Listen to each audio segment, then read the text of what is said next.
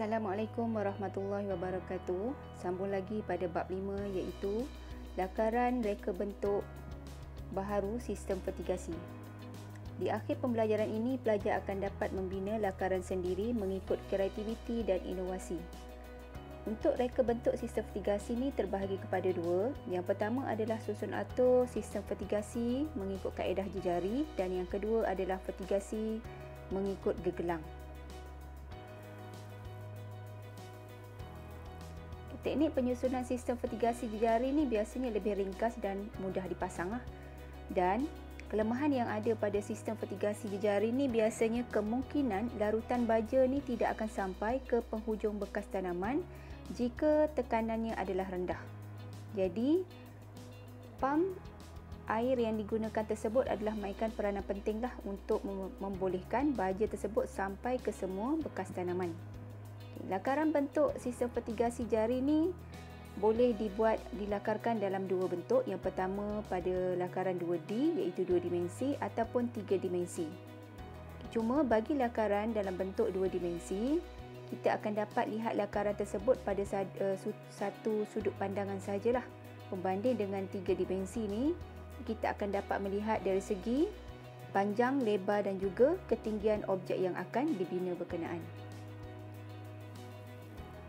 Ini adalah contoh sistem vertigasi jejari yang mananya sistem ini biasanya diguna pakai apabila ia disesuaikan mengikut keluasan tapak ataupun tempat yang ingin dibina.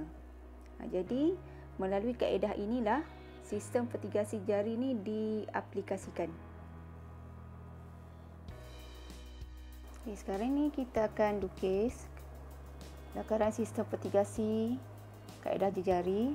Yang pertama, pelajar perlu lakarkan dahulu saluran paip, kemudian tangki nutrien yang akan menyalurkan baja dan juga air ke seluruh bekas tanaman. Dan untuk kaedah jejari ni, saluran paip ada di bahagian bawah dan juga di bahagian atas. Kemudian lakarkan bekas tanaman. Dan pada bekas tanaman berkenaan, adanya lubang yang membolehkan udara masuk pada bekas tanaman tersebut yang boleh menyebabkan pokok tersebut hidup lagi suburlah. Kemudian pada bahagian atas iaitu ada botol mineral yang digunakan dan itu adalah set penitis yang menyalurkan air dan baja ke bekas tanaman. Dan pada bahagian atas tersebut biasanya dilekatkan pada bahagian dinding.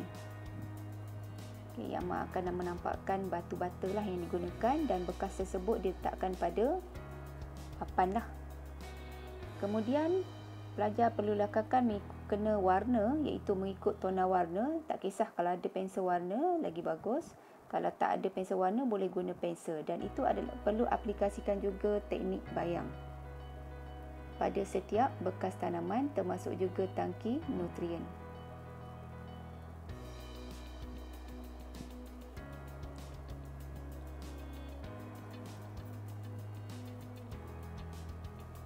Kemudian pelajar perlu labelkan setiap komponen yang digunakan, tangki nutrien, siku 90 darjah, paip PVC, botol mineral, set penitis, media tanaman kokopik dan juga polybag. Dan pelajar perlu menulis elemen yang terlibat dalam lakaran berkenaan berupa bentuk, warna, ruang, saiz, garisan dan juga tekstur. Dan ini adalah lakaran sistem vertigasi jejari. Dah siap. Selamat mencuba. Yang kedua adalah teknik penyusunan sistem vertigasi gegelang. Kelebihan apabila menggunakan teknik ini adalah aliran air baja adalah seimbang pada semua bekas tanaman. Bagi lakaran reka bentuk vertigasi ini juga boleh dihasilkan sama ada dalam bentuk 2 dimensi ataupun 3 dimensi. Bagi 2 dimensi hanya dapat dilihat pada satu sudut pandangan sahaja. berbanding kelebihan yang ada pada lakaran 3 dimensi. Okey, pelajar akan dapat lihat dari segi panjang, lebar dan juga ketinggian reka bentuk vertigasi yang akan dibina berkenaan. Okey, ini adalah contoh vertigasi gegelang. Dalam setiap lakaran yang dibina oleh pelajar, lakaran vertigasi berkenaan, pelajar perlu meletakkan elemen ataupun memasukkan elemen semasa melakar. Elemen reka bentuk sistem vertigasi yang dipelajari dalam bab 1 iaitu garisan, rupa, bentuk, tekstur, saiz, warna dan juga ruang.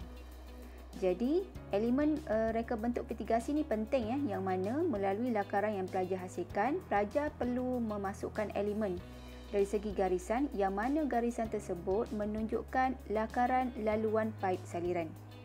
Dan dari segi rupa pula, rupa menunjukkan gambaran lakaran dalam bentuk 2 dimensi ataupun 3 dimensi. Kemudian dari segi elemen bentuk pula, pelajar akan tunjukkan pada lakaran dengan menunjukkan keseluruhan sistem pada pandangan mata sebenar dan ianya biasanya lebih mudah difahami. Dan dari segi tekstur pula, ia menunjukkan kesan rasa seperti kasar ataupun licin terhadap sesuatu objek yang dilakar. Manakala dari segi saiz pula, dia menunjukkan perbezaan ukuran atau kadar bandingan terhadap objek yang dilakar. Dan akhir sekali adalah elemen warna, yang mana warna menunjukkan kesan tona pada objek yang dilakar serta melahirkan estetika. Jadi pada lakaran vertigasi yang dibina oleh pelajar, mesti ada tona warna lah, yang mana menunjukkan dari segi kaedah bayang dengan mewarna. Tak kiralah sama ada menggunakan pensel warna ataupun pensel. Seterusnya, lakaran sistem vertigasi gegelung. Okey, lakarkan dahulu komponen iaitu tangki nutrien diikuti oleh saluran paip yang menggunakan penyambung T dan juga siku 90. Kemudian lakarkan paip berbentuk gegelung yang akan menyalurkan air dan juga baja yang seimbang kepada semua bekas tanaman. Itu adalah siku 90 darjah. Lakarkan pula bekas tanaman yang ada lubang pada polybag.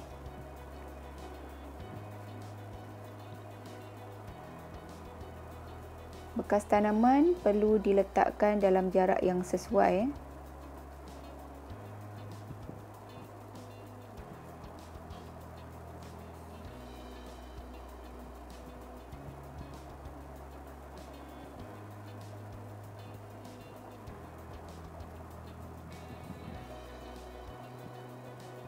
Lubang pada polybag itu akan memberi pengudaraan yang baiklah kepada tanaman. Dan itu adalah media tanaman kokopit.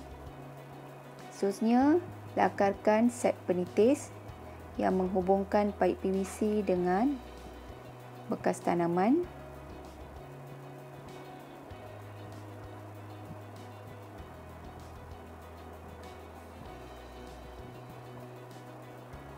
Dan masukkan elemen dari segi warna, tona warna, sama ada menggunakan pensel ataupun pensel warna, dan dari segi teknik bayangan. Untuk semua tangki nutrien dan juga bekas tanaman. Dari segi tona warna.